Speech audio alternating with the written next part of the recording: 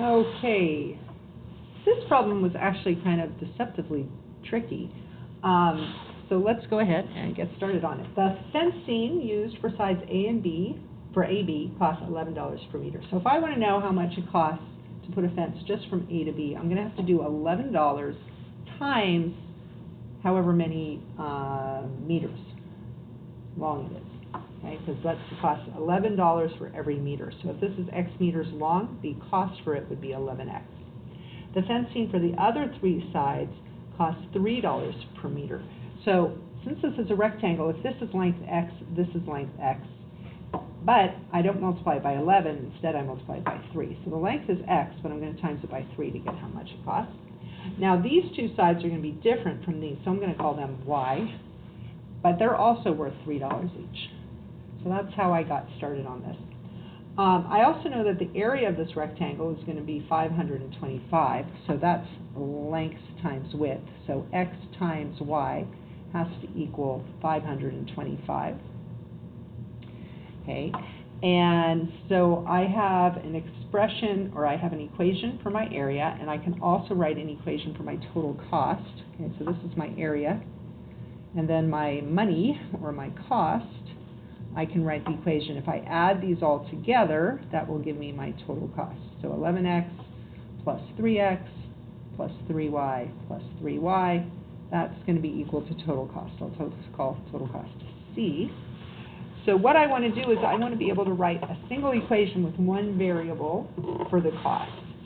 So what I can do is I can solve for y up here so that I can substitute in for the y's down here. But let's go ahead and simplify this a little bit. 11 plus 3, that's 14x, plus 6y is equal to total cost. So just keep calling that C. My area, I can rewrite y is equal to 525 over x. So now where my y is right here, I can substitute in 525 over x. So I have 14x plus 6 times 525 over x is equal to C. So now I have a function. I have an equation for my total cost. And I want the cost to be a minimum. I want to know what is the minimum value I can get for this. Well, I can get the minimum value by taking the derivative and setting it equal to 0. Okay, we can get minimums and maximums by taking the derivative and setting it equal to 0. Okay, so I'm going to go ahead and do that. I'm going to take the derivative. So C prime, is going to be equal to, the derivative of 14x is 14. And then let's go ahead and simplify this a little bit more. I can multiply this out, and I get 3150. 6 times 525 is that. And then this would be times x to the negative 1 is equal to C. Okay, so now if I take the derivative of that, I'm going to get negative 1 times 3150, so minus 3150. And I subtract 1 from my exponent, so x to the negative 2. Okay, so there's my derivative. And now to get a minimum or a maximum, I set it equal to 0. So 0 is equal to 14 minus 3150, x to the negative 2. So I'm trying to get x by itself. So I'm going to minus my 14. And I can go ahead and rewrite this as over x squared. And then I think, oh, wait a minute. I want to have x squared over here, so I'm going to multiply x squared on both sides. And so I have negative 14x squared is equal to negative 3150. Now I'm going to divide both sides by negative 14. So this problem, I would probably want to grab a calculator because I don't want to do 3150 divided by 14, but it is possible to do it. So actually, let's go ahead and keep going without a calculator. I'm not sure if this problem was meant to be done with a calculator or not. It is possible to do it without a calculator. 14 goes into 31 twice, that's 28. 8, 9, 10, 11, that's 3, bring down my 5. 14 again goes in twice. 2 times 14 is 28 again. Subtract that, that would be 7.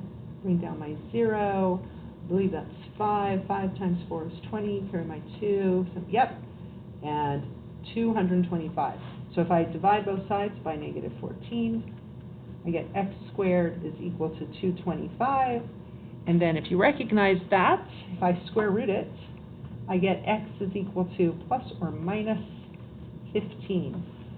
Okay, clearly x is a length of a side, so I'm not going to use the negative one, so I'm only going to use the positive one. So my x is going to be, oh, and I'm running out of room. My x, that's what happens when I do my long division right there on the paper. So my x is equal to 15. My y, I have an expression for y. Y is equal to 525 divided by x, so divided by 15. So my y is equal to 15 goes, oh, you know what? I don't even need to know what y is. But, well, I sort of do. Because I could just plug in my x here and here. So 15 goes into 525. Let's see, 15 goes into 52 3 times. That's 45. 7 left over. 15 goes into 75. 1, 2, 3, 4, 5 times. So y is going to be 35. And then I'm just going to plug in to get my total cost. I'm going to plug back into here.